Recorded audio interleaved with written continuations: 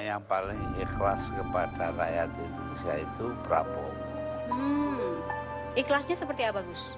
Ya, Indonesia ini, jenderal-jenderal kita, panglima-panglima kita setia kepada bangsa, negara, rakyat, dan undang-undang dasar. Bapak-bapak sebagian besar sudah kenal saya lama, kira-kira kan begitu. Saya dulu pun pernah dituduh mau kudeta, iya kan? Prabowo mau kudeta, mau ambil alih negara karena dia panglima, punya pasukan tempur yang paling banyak. Dulu saya Pangkostrat, batalion saya 33 batalion tempur semua, iya kan? Kawan dekat saya Panglima Kodam Jaya, Safri Samsudin.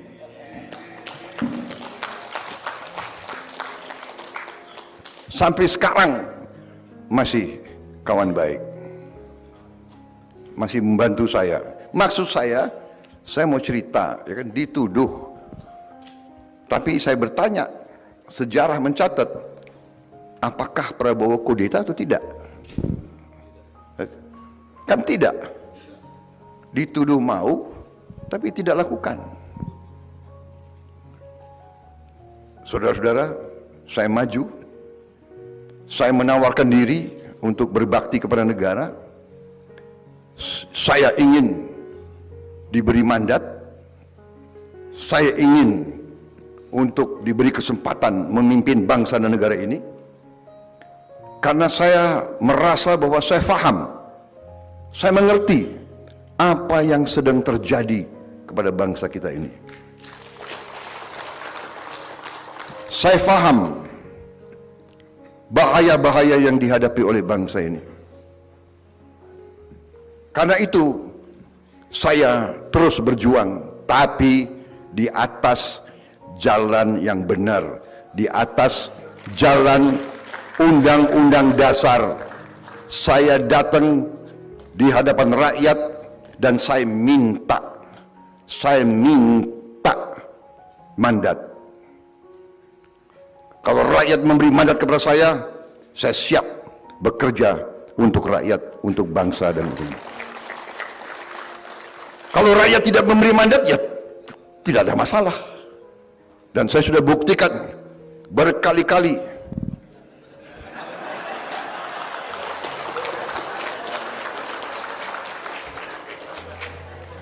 Agak aneh ini ulama ini. Kok ketawa ya?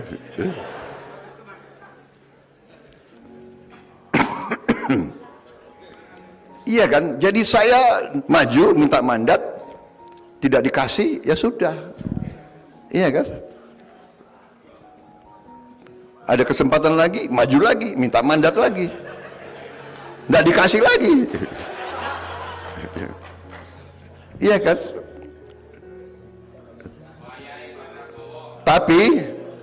Tapi saya lihat, kok masalahnya masih sama ya? Masalahnya adalah kekayaan bangsa Indonesia tidak tinggal di Indonesia. Saya bikin buku.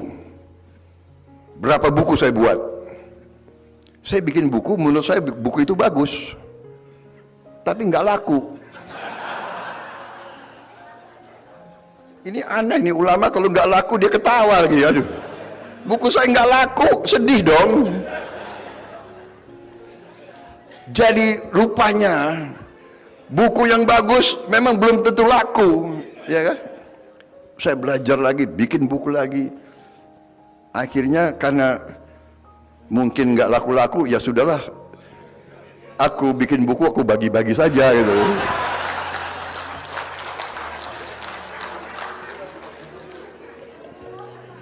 Tapi saya belajar sekarang, bikin buku jangan terlalu jelimet.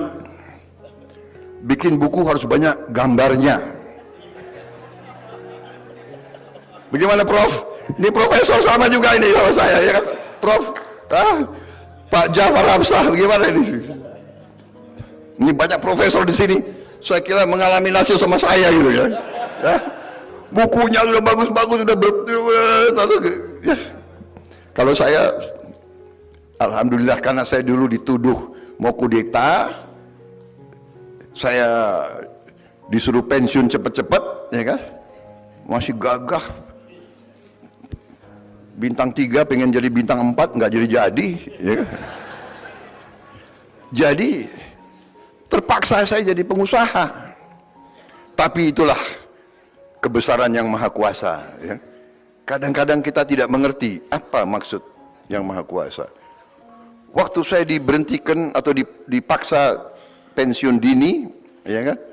Saya sedih juga itu, ya. Wah, masih gagah. Sekarang ya setengah gagah lah masih. Tapi dengan saya masih muda, sudah pensiun, saya karena dulu ya memang saya pensiun nggak punya apa-apa. Saya jadi pedagang, saya jadi pengusaha. Dan Tuhan memberi. Ya, di situ saya merasa, oh, mungkin itu maksudnya yang maha kuasa. Dan dulu saya agak dekat sama Gus Dur. Gus Dur itu, orang mau percaya nggak percaya, kadang-kadang punya sesuatu, bisa melihat jauh ke depan. Karena saya dekat sama beliau, waktu beliau presiden, saya sering dipanggil oleh beliau. Jadi waktu itu usia saya masih ya relatif muda, ya masih fit. Saya sebetulnya berharap dari Gus Dur, karena dia presiden dan dia tahu bahwa saya sebenarnya tidak bersalah. Saya berharap kalau bisa dia rehabilitasi saya, mengembalikan saya sebagai seorang jenderal. Sebetulnya harapan saya itu. Tapi beliau panggil saya. Habis itu beliau punya satu teknik kalau mau kasih tahu. Beliau suruh saya ke Jawa Tengah, ketemu satu kiai yang beliau anggap agak punya kelebihan kemampuan. Prabowo kok menghadap kiai itu. Saya datang ke Jawa Tengah, saya menghadap kiai itu. Kemudian kiai itu mengatakan kepada saya, sudah Mas Bowo, udah ndak usah mikir lagi kembali ke tentara. Mas Bowo, jadi pengusaha saja. Lemes aku. Hah? Ketawa lagi. Wah, aduh, ini memang ulama Indonesia ini. Kecewa saya, waduh, ya. Masih menggebu-gebu kan, pengen gagah kembali, kan saya enggak, dalam arti kan dituduh ini kan tidak terjadi. Sudah, habis itu saya kembali ketemu Gus Dur. Gus Dur kayaknya sudah tahu ya, enggak? Gimana Mas Bowo? Ya katanya suruh jadi pengusaha, Gus. Ya sudah, kamu pengusaha saja. Tapi ternyata, ya, mungkin itu yang menyelamatkan saya. Akhirnya saya jadi pengusaha. Tuhan memberi kebaikan-kebaikan, memberi rezeki yang baik, yang halal. Akhirnya saya bisa bantu banyak orang.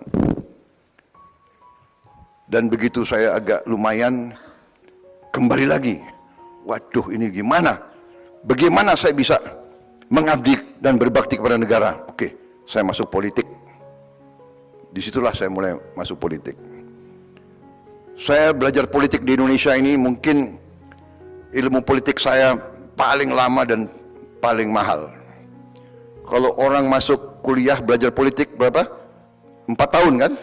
S1, tambah 2 tahun S2, tambah 2 tahun lagi atau 3 tahun lagi S3. Jadi 4, 2, 2, 8 tahun atau 9 tahun menjadi doktor. 8 atau 9 tahun.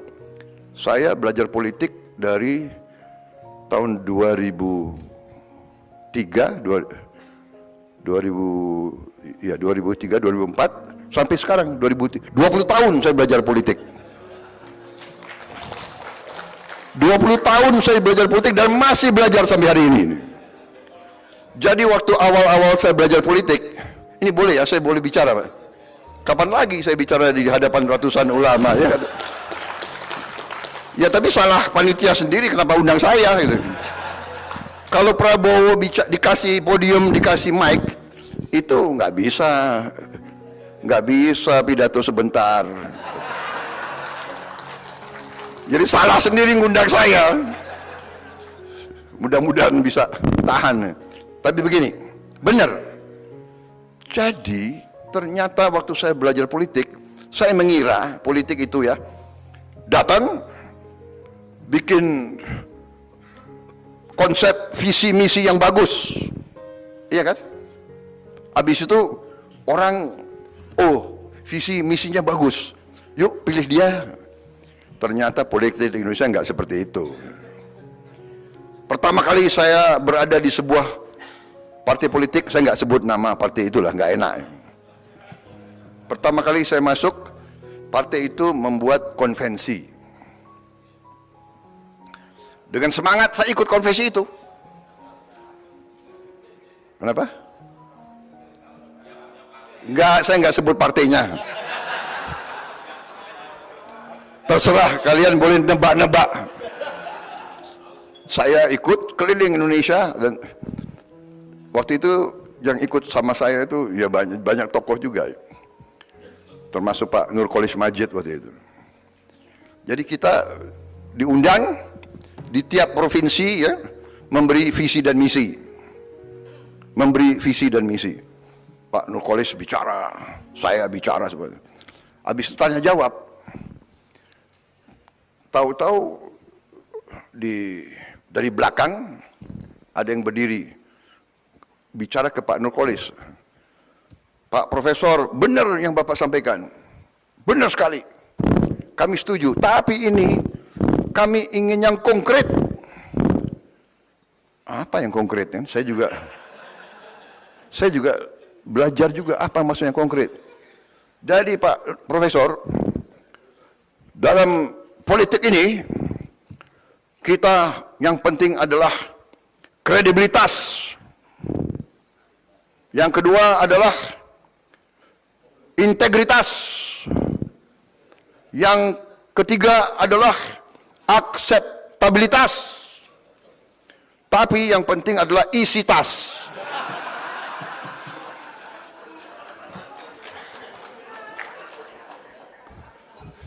Pak Nurkolis kan orang profesor yang idealis, ya kan?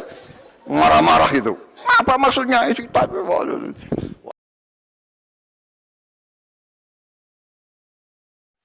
Dan ya, sudah kita saksikan bersama-sama bagaimana pidato Presiden terpilih Republik Indonesia mengenai kedekatannya dengan Gus Dur.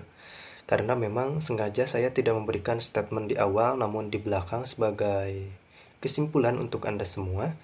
Memang Prabowo ini memiliki kedekatan dengan beberapa tokoh nasional, salah satunya yakni Gus Dur, yang memang pada saat itu beliau menceritakan bahwa beliau masih berusia muda dan selalu memang menjadi orang kepercayaan Gus Dur. Bahkan di awal cuplikan, Gus Dur mengatakan bahwa orang yang paling tulus, paling ikhlas pada rakyat Indonesia tiada lain dan tiada bukan adalah Bapak Prabowo Subianto.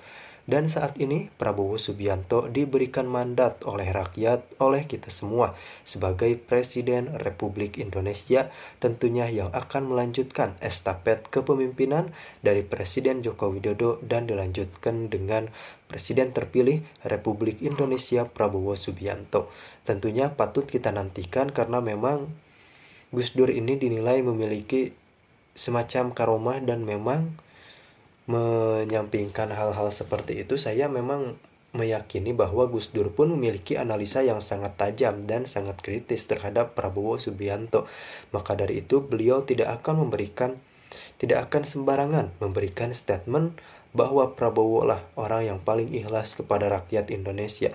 Saya kira itu bukan hanya celetukan semata, namun beliau Gus Dur tentunya sudah tahu apa yang akan dilakukan oleh Prabowo Subianto dan sudah membaca bagaimana karakter seorang Prabowo Subianto. Karena seperti yang kita ketahui bahwa Prabowo Subianto ini adalah seorang pasukan khusus yang memang jiwa kesatrianya sudah kita lihat bagaimana dia berjuang untuk mendapatkan mandat rakyat Indonesia benar-benar tidak mudah setelah melalui proses yang panjang hingga tibalah di tahun 2024 ini Prabowo Subianto memiliki mandat dari kita semua sebagai Presiden Republik Indonesia. Kita doakan yang terbaik untuk Prabowo Subianto dan tentunya untuk seluruh rakyat Indonesia.